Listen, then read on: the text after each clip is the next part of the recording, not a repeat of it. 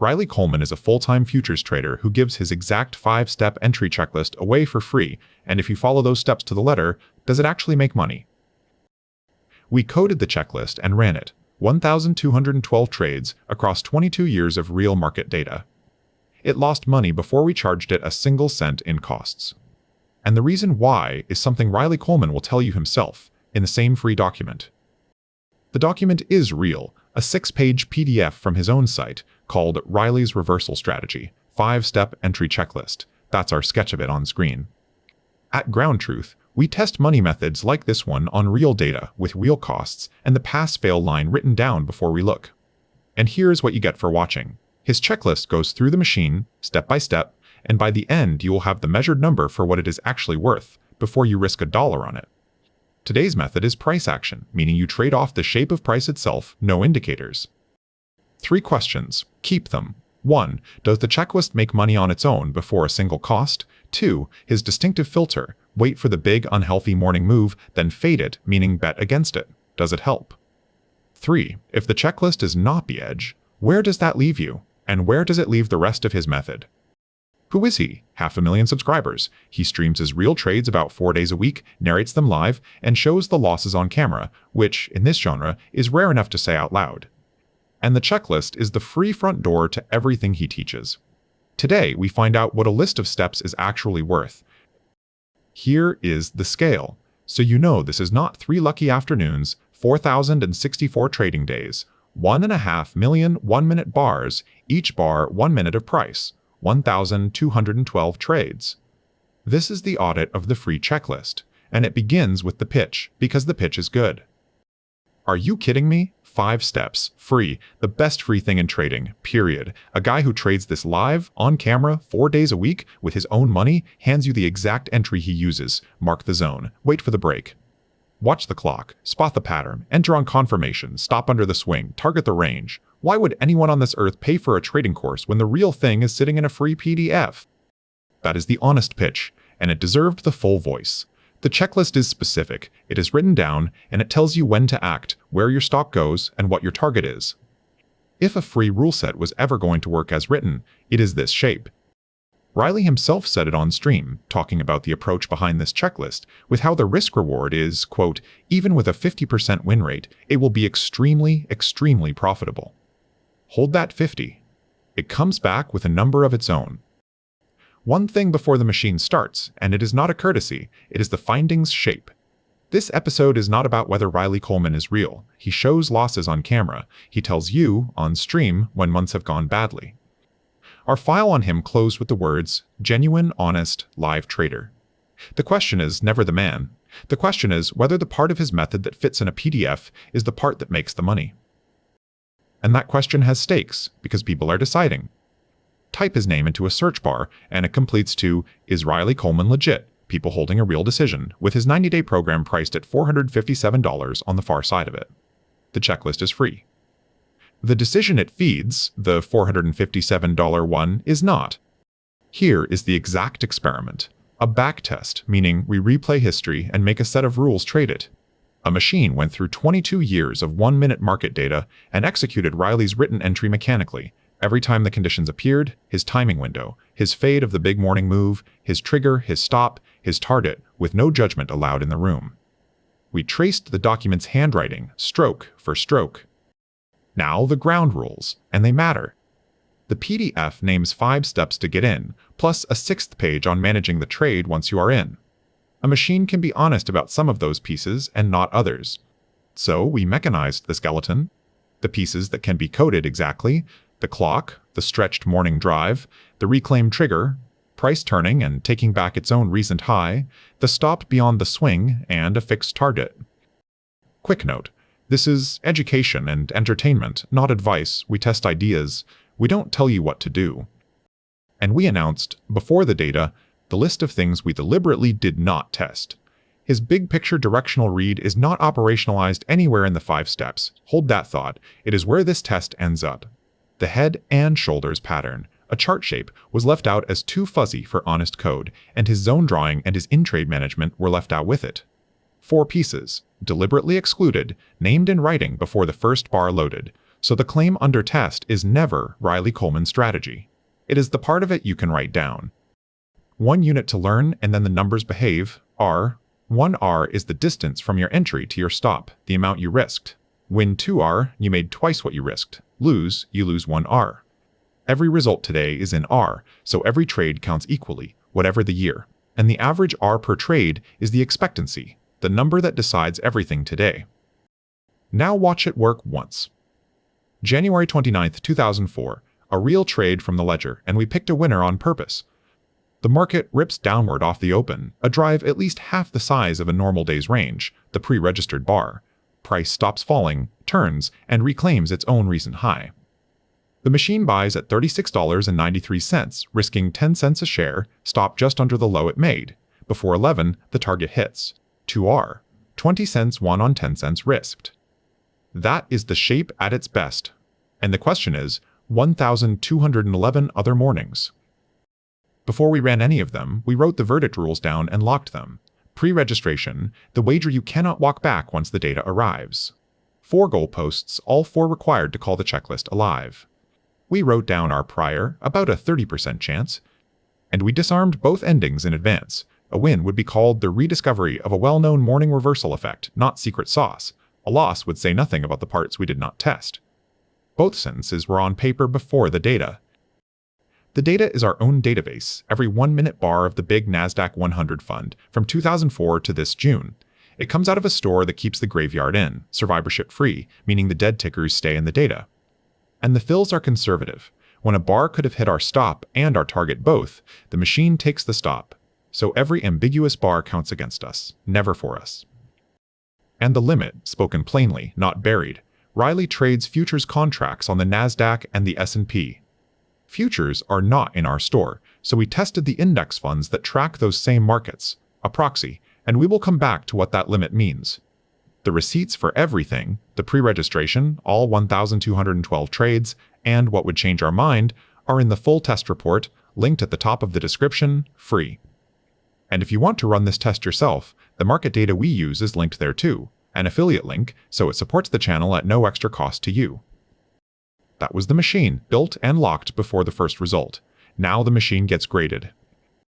Question 1. Does the checklist make money on its own before a single cost? 1,212 trades. It won 31.3% of them. Here is the arithmetic that number has to beat. At a target of 2R, win 2, lose 1, you break even at 33.3%. The checklist came in at 31.3. 2 points short of break even before a single dollar of cost. That sentence is the episode. We will say it again before the end. In money terms, minus 0.08 R per trade at 0 friction. Charge it a realistic cost, a 20th of an R per trade, and it sinks to minus 0.13. There was nothing here for costs to kill. When the opening range breakout died on this desk, it died at the toll booth, a real whisper of edge eaten by fees. This one never got there. That is question 1 answered, and not by a whisker. Was it luck of the path? 3 stress tests, 10 seconds each. First, split the 22 years in half, both halves negative. Second, remove the 5 best days entirely. It gets worse, not better, because the extreme days were net contributors against it. Third, we swept 9 versions of the rule, every threshold, every target, and all 9 came back negative after realistic costs. No lucky window, no magic setting. One more shape worth saying out loud. Across those 22 years, the setup found trades in 17 of them. For 6 straight years, 2005 through 2010, it never fired once. And of the 17 years it did trade, 13 lost money at realistic cost. You are probably thinking, 2R was our choice. His risk-reward is bigger than that. Fair. So we ran a bigger 3-to-1 target where the break-even drops to 25% if every winner collects the full 3R. The measured win rate at 3R came in at about 26%, and the expectancy still comes out negative because of the clock. At noon, the machine closes whatever is still open, and those clockouts pay about 1R apiece. Only 239 trades ever collected the full target, so the average winner shrinks, and the real break-even moves to about 28%, out of reach. Remember the 50% from the stream? The machine found 26 for the written steps alone. Whether his eye closes that gap is exactly the question this test cannot answer. Hold that too. Question 2. His distinctive filter, wait for the big unhealthy drive, then fade it. Does it help? This is the row that made us sit back. We ran a control, the same machine with the filter removed, fading every morning drive, big or small. That version traded about 4,000 times, more than 3 times as many, and roughly broke even before costs, plus 0.009 R, a coin flip. Then we required his filter, the stretch drive, minus 0.08. The mechanized version of his filter selected worse entries, not better. Hold on, the filter made it worse? The big unhealthy move is the whole thing. That is the part he teaches. It is. And before the next sentence lands, hear what it is, a caveat, and it protects him, not us. The mechanism is unglamorous. Big early drives tend to keep going, and sharp bottoms are brutal to time. Riley applies that filter together with the big picture read we deliberately removed, the judgment that says which big drives are exhausted. We removed the I and kept the rule the I was holding. What died on our desk is the rule without the I. That is question 2, answered, the filter, without his I, picks worse. And before you credit the trigger itself, replace it with entry at a random qualifying minute, and the random version loses worse, minus 0.16 against minus 0.13. The trigger adds a little. It does not add an edge. No, I am not buying this. You tested one fund. One fund. Maybe that particular fund just hates reversals. That is the best objection in the episode. So we pre-registered a prediction and pointed the same locked machine. Not one line of code changed, at 3 more index funds, the big S&P fund, the Dow, and the Russell small caps. The prediction, written before the run, still negative on at least 3 of the 4. The result, the S&P and the Dow lost before costs, both worse than the fund we started on. Small caps came out at plus 0.008, a coin flip, the same shape as the no filter control, and it goes negative the moment costs exist. 3 of 4 lost before a single cent, all 4 lose after. And the one market that did not lose is the one furthest from anything Riley trades. That is also half of our answer to the proxy limit. The rule fails the same way across 4 different index funds. The other half, his actual futures contracts, we could not test without buying the data, and it sits first on the change our mind list at the end. 22 years, 1,212 trades, 4 goalposts, the wager resolves, profitable after costs? No. Positive in both halves? No. Survives removing the best days? No. Beats the dumb no-filter version? No. 0 for 4. The pre-registered verdict is the one we wrote down for this exact outcome. The skeleton is dead. Question 3. If the checklist is not the edge, where does that leave you, and where does it leave the rest of his method? Here is where the episode turns, because the most important sentence in that PDF is not an instruction. Page 4, the page about confirmation patterns, carries 1 line of Riley's own commentary. The big picture trend is always the most important. Now run the 5 steps back in your head: zone, break, clock, pattern, entry. The big picture is not one of them. The document's most important sentence describes the one thing its own steps never ask you to do, and he is the one who put that sentence there. So, label the evidence the way we pre-committed, before the data. Measured, the written rules, executed exactly, lose money on 22 years of data before any cost. Granted, not measured, that Riley himself trades profitably. We never audited his profit and loss, and this test cannot. Inferred, if his edge is real, it lives in the parts that cannot be written down. Our word for what this test says about his discretionary method, non-diagnostic. This probe cannot see into that room. It can only tell you the room the money is not in. Why does the checklist feel like the strategy? Because it is the visible part. Watch his stream, and every winning trade passes through the checklist on its way to the money, so the checklist gets the credit.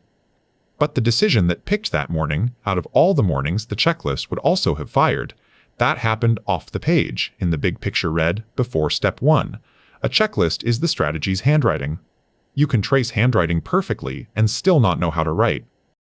And why do free checklists exist at all? His, anyone's. Distribution, not deception. The writable part of a method is the only part that fits in a PDF, and a PDF is how a teacher gets found. Every educator on your feed, honest or not, is paid in the same order, attention first, the program second. Which means the free layer of any method is always the layer you can write down, and you now know what that layer is worth. So here is the verdict, addressed to you. The free checklist, followed exactly, does not make money, 2 points short of its own break-even, before costs ever arrive. Not because Riley Coleman is hiding something, he told you where the edge would have to live, in the document, and it is not in the steps. The part of a method you can copy is rarely the part that pays. The portable version, for the next list of steps anyone hands you, ask what the checklist leaves out. Then notice whether the thing it leaves out is the thing they keep telling you matters most. That one question is free, and it transfers to the next pitch, the next course, the next 5-step anything. What survives the autopsy? Quite a lot. The trader survives, real, honest, willing to show his losses, and more forthcoming than his own PDF. The decisive factor is one he names out loud. The discipline survives, a defined stop and a defined target, kept every loss capped at 1R for 22 years. The machine never blew up, it only bled, and knowing which of those is happening to you is worth more than the steps. What did not survive is the idea that the steps are the edge. What would change our mind? And this is a live bet, not a caveat. 1. His actual markets. Our test ran on index funds. The futures data for his 2 contracts is a purchase away, and if the skeleton lives there, we will say so here first. 2. A nameable flaw in our translation of his rules. A specific one, the pre-registration says a feeling is not enough. 3. Someone codes the part we could not. The zones, the pattern, the big picture read, and it carries the edge the skeleton lacks. And that would be a better episode than this one. Somewhere on your feed right now there is a 5-step something with a different name on it, someone else's handwriting. Same question applies. That is where the record stands today. This is ground truth, and the machine is always hungry.